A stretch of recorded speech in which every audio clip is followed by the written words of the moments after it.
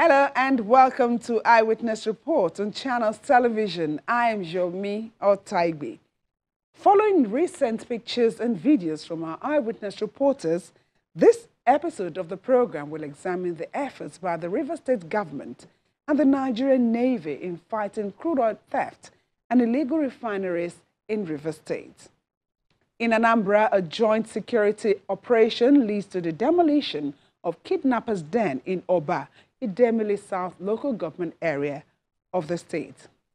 We also bring you an update on a communal clash between two border communities of Lugunda and Waja in Adamawa state.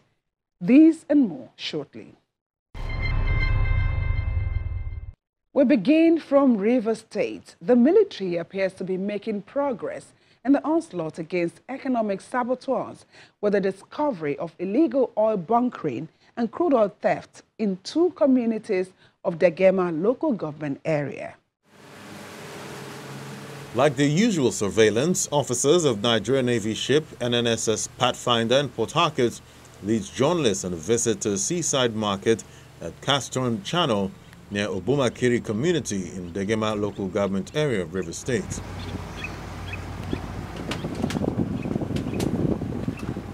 The team is led by Commander of NNS Pathfinder, Commodore SULEIMAN IBRAHIM.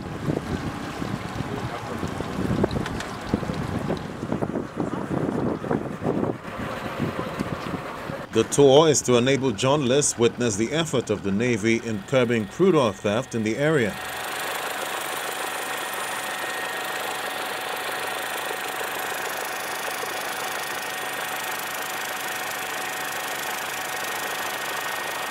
The Naval Crack Team had uncovered an illegal crude oil market in the area where oil thieves trade adulterated petroleum products. If you would recall, on the 1st of April, the Nigerian Navy launched Operation Dakata de Parau, which literally means halting the thief. Because we all know that in the last couple of months, Nigeria had been unable to meet up her quota of crude oil production, and this was as a result of the activities of illegal crude oil thieves. And just behind you, there is where we refer to as a market square. That is over 50 square kilometers where stolen crude is illegally cooked. Our tactical riverine squadron was able to identify the source of the crude oil theft. Then with the aid of the helicopter, so I'm able to deploy, and then when we got here we discovered 4 boats, but one has sunk already. So 3 of them are still floating, and we've equally discovered the manifold where this product is being stolen from.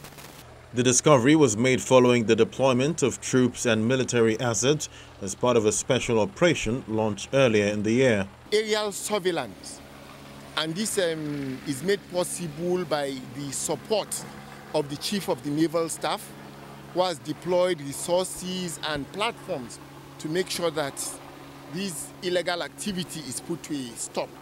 And additionally, we've equally gotten support from the Joint Task Force, Delta Safe, and South-South. They had equally launched Operation Octopus Grip. So as it stands, there are 2 ongoing operations, all aimed at boosting crude oil production for Nigeria, and at the same time stopping all of those people that have made it a part of their lives to steal and deny the nation its legitimate earning.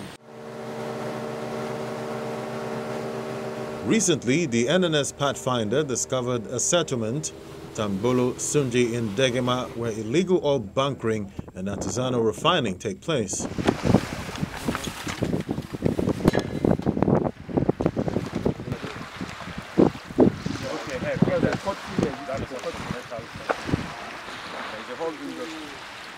At least 13 male suspects in connection to the crime were arrested. Also recovered from the suspects are tools used for fabrication and storage vessels. However, on getting here, the people that are engaged in this act of illegally cooking crude oil have set the place ablaze to actually prevent us from gaining access. Equally want you to see that while we do these operations, we are putting our lives equally at risk. And I mean, while that operation was going on, we equally had an incident, and we have some of our personnel, our colleagues, who are currently at the hospital receiving treatment from burns. Tangbolosunji is known to be a major hub for crude oil theft and illegal refining of petroleum products. To support the war against illegal crude oil refining activities, Governor Nyesom Wike earlier in the year gave a marching order to the military to double its effort in apprehending those engaged in illegal oil theft and bunkering. Governor Wike noted that illegal crude oil refinery operators are causing great health hazards to residents of the state and destroying the national economy. He also offered 460 million naira to the 23 local government areas to fight oil bunkering in their domains. The renewed call by the state government has resulted to more discoveries of illegal refineries across the state.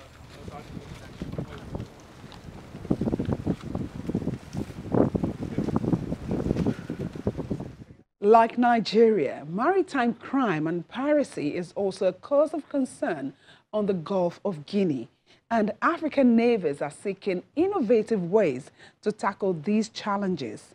Participants at the 2022 International Maritime Conference held in Rivers State offer workable solutions for governments in Africa and other stakeholders involved in maritime security. According to a report by the International Maritime Bureau, piracy and armed robbery attacks in Nigerian waters fell 77% in the first 9 months of 2021 when compared with the same period in 2020. The entire Gulf of Guinea witnessed a similar decline in criminal activities, with only 28 incidents reported. In spite of these statistics, the global maritime community has consistently called for enhanced efforts to tackle piracy and maritime insecurity in the region. To conclude the week-long activities marking the 66th anniversary of the Nigerian Navy, delegates and stakeholders in the maritime sector are participating in the closing ceremonies of an international conference in Onne, Rivers State. Over 300 delegates and 900 participants from 29 countries, including heads of navies and coast guards in Africa, the European Union and other allies of the Nigerian Navy from Brazil, South Korea, China and the United States of America, among others, attended the conference. The conference for the first time expands proceedings beyond member states of the Gulf of Guinea to the entire African continent, with focus on building international collaborative capacities for sustainable maritime security and effective maritime governance in the Gulf of Guinea. The objective of the conference, therefore, is to elicit proper understanding and develop strategies that will enhance collective preparedness to meet present and emerging maritime challenges in an ever-changing strategic environment in the Gulf of Guinea and beyond. I made bold to state that no single navy or coast guard can do it alone. It therefore urges us all to be frank and sincere in our deliberations in providing solutions that are implementable in the immediate, short, medium, and long terms.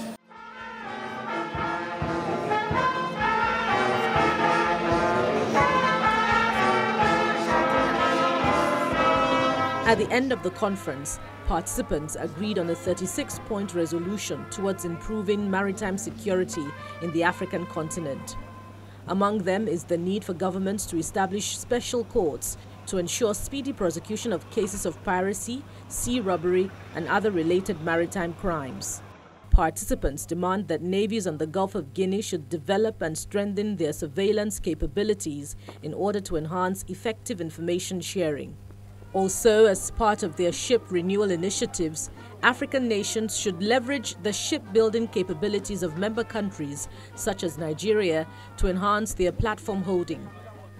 The Chief of Defense is upbeat about the advantages of the collaboration to Nigeria. A better maritime environment, a more secure maritime environment, such that our maritime assets will be able to exploit them to the advantage of the Nigerian state, and of course for the other users of our commons, for them to be able to build their capacities in that regard too. So this is such a huge asset or benefit lies ahead of us. We'll be able to exploit the blue economy, as it were, which will aggregate to Nigeria's GDP.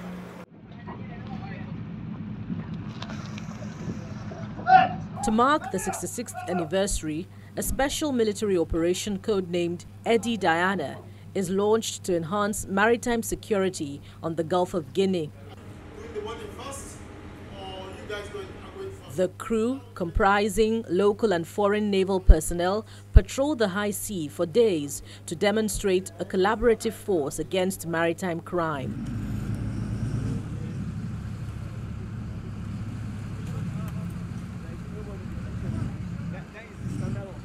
This new level of collaboration is expected to further reduce the crime rate on the nation's exclusive territory and the Gulf of Guinea.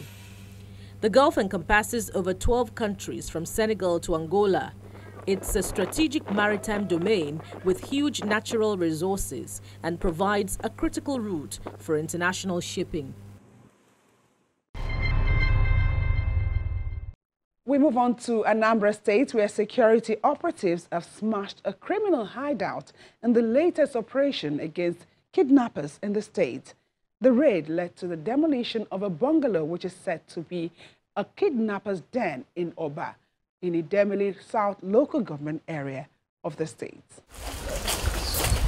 Anambra State has had troubling times with crimes, as kidnapping, killing and armed robbery has become daily occurrences. The state government's resolve to deal with criminal elements appears to be yielding results, as hideouts are being raided by security operatives every other day. The latest is the house in Oba, Idemili South local government area. Ransom and where they keep their victims. If you are in such a situation, I'm sorry for your building. The small, old-looking bungalow is allegedly a den for hiding kidnapped victims. The joint security team had earlier stormed the den and rescued 3 victims, including a reverend father. After hours of searching through the bushes, 2 kidnapped suspects are arrested with locally made pistol, charms, hard drugs, among other items in their possession.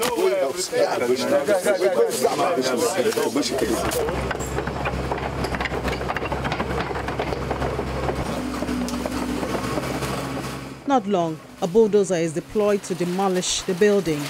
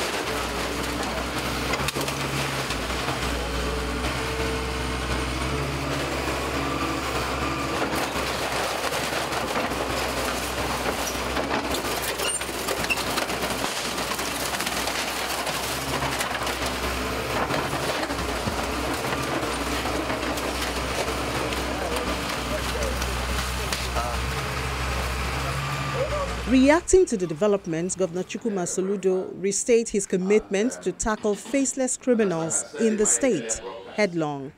Anyone, no house, no bush, no location in Anambra will be safe to kidnappers and these criminals that are unleashing mayhem on our land. And consequently, any bush, any land, any house where anyone is caught, these criminals are caught, we will bulldoze that place. And so, pursuant to the law, anti-kidnapping law in Anambra State, the house that was used as a den for these kidnappers, and where they kept their victims and so on, immediately that was discovered, that house by law was confiscated by government. It became now the property of Anambra State government. And the government is at liberty to do whatever it wishes with it. And today we took a decision that that house will no longer house kidnappers anymore.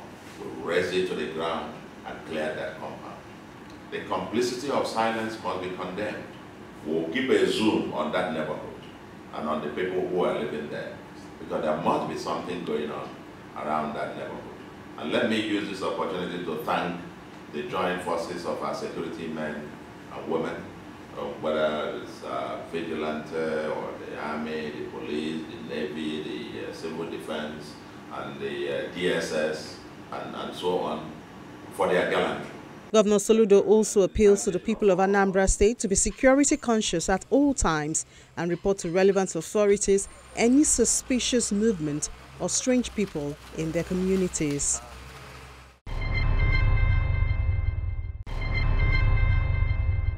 Welcome back. No fewer than 9 persons were killed following a communal clash between 2 border communities in Lugunda and Waja in Adamawa State. As part of efforts to ameliorate the sufferings, the Adamawa State government, in collaboration with the National Emergency Management Agency, NEMA, have provided food and other relief materials for distribution to over 10,000 victims. Waja and Lunguda communities in Lamurde and Guyuk local government areas of Adamawa State have been at loggerheads for long over farmlands. The recent conflict between the 2 communities results in the loss of lives and destruction of property. Houses set ablaze, farm produce destroyed, and many rendered homeless as residents move their belongings to safer places.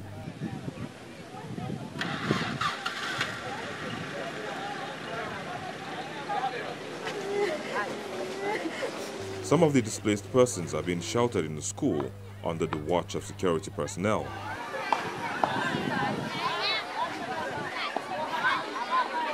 The chairman of the affected local government councils speak on the crisis. It's a communal crisis that happens. It started on Monday between farmers that are claiming the same land. Somebody went to the farm to plant, and someone went there and claimed the land is his own.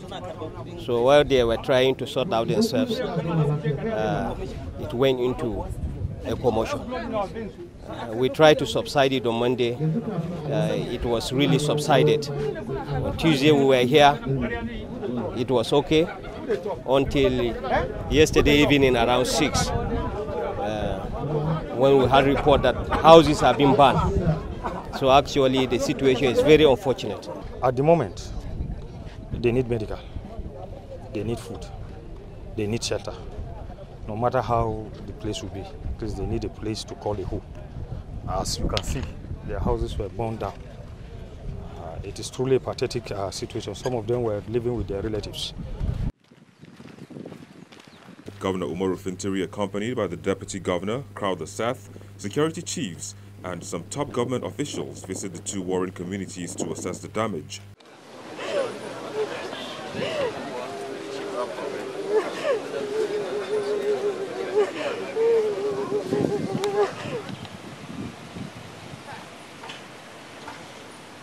The governor expresses his displeasure over the level of destruction and offered immediate intervention.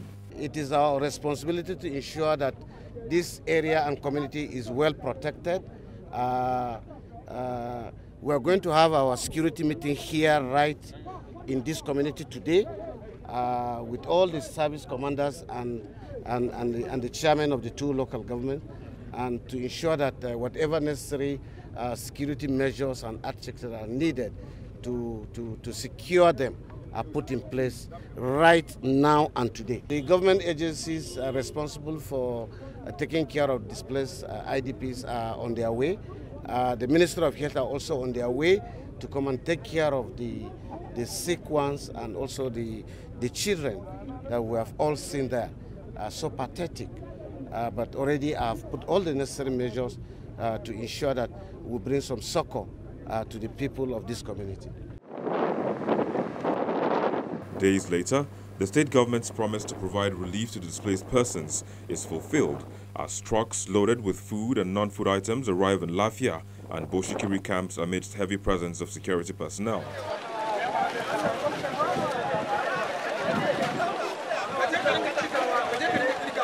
The distribution of these items is coordinated by officials of both the state and national emergency management agencies. When we were informed of this, I mobilized my men. They came here on assessment and verification, and we were able to ascertain the number of people that were affected. The non-food items include mattresses, blankets, mosquito nets, buckets, spoons, toiletries, detergent, and so on. Considering that women, children, and the elderly make up a large number of the IDPs, their feeding appears to be a major concern.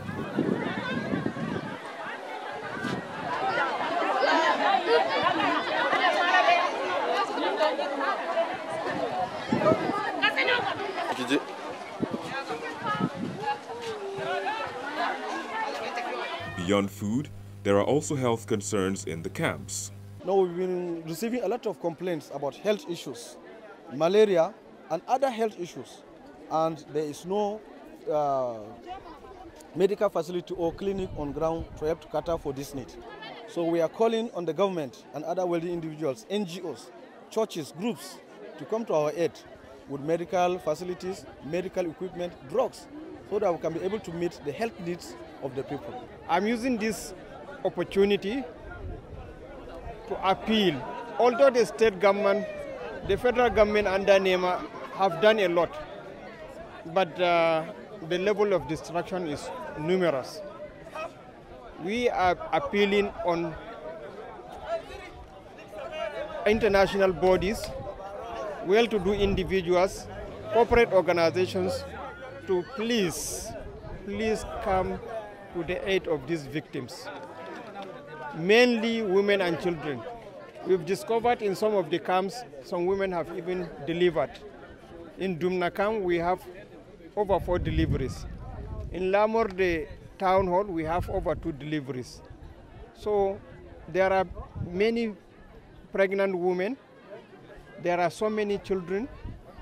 These people are in their need of assistance.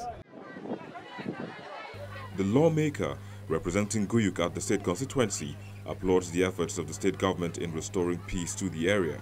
Actually, it will never be an easy task, seeing that most of the houses have been burned completely. But we thank God and we thank His Excellency Ahmad Omar Fintiri for this very big relief material that we are giving.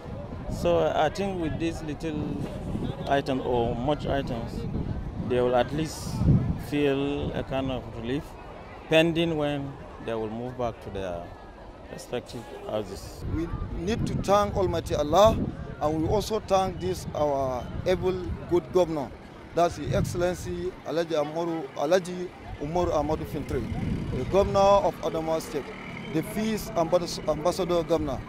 We are very happy for this relief material that is brought into our community. We, the entire community of Lafia community under Lamu, the local government, we are very appreciative for that relief material that our governor is brought to our people. We bring lasting peace in these communities.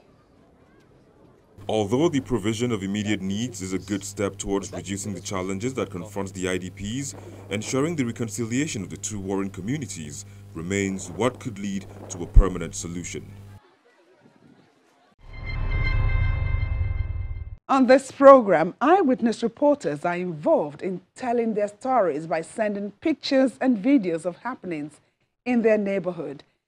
To be part of this, simply take pictures of activities around you using your mobile devices. Upload them on the Eyewitness platform via the Channels TV app, available on Google Play Store online. Follow the instructions as you upload to enable us follow up on your report. Now let's see what our eyewitness reporters have sent in recently.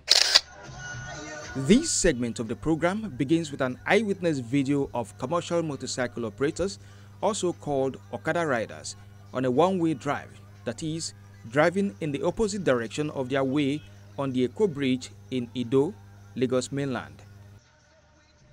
In the next video, also from Lagos, the eyewitness reporter laments the flagrant disobedience of the directive banning Okada riders in 6 local governments and their council areas, as they take the risk of being arrested by operating on the Ikeja-long section of the Lagos-Abeokuta Expressway.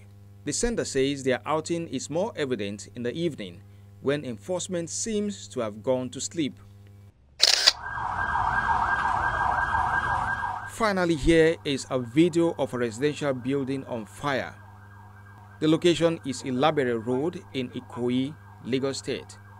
The eyewitness reporter says a combined team of the Lagos State Emergency Management Agency, LASEMA, and the Lagos State Fire Service were swift to respond to emergency calls to quell the flame, which appears to be spreading rapidly to adjoining properties.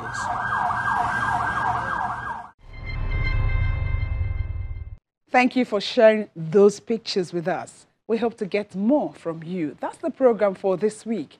Thanks for watching. See you again same time next week. I am Jomi Otaigbe.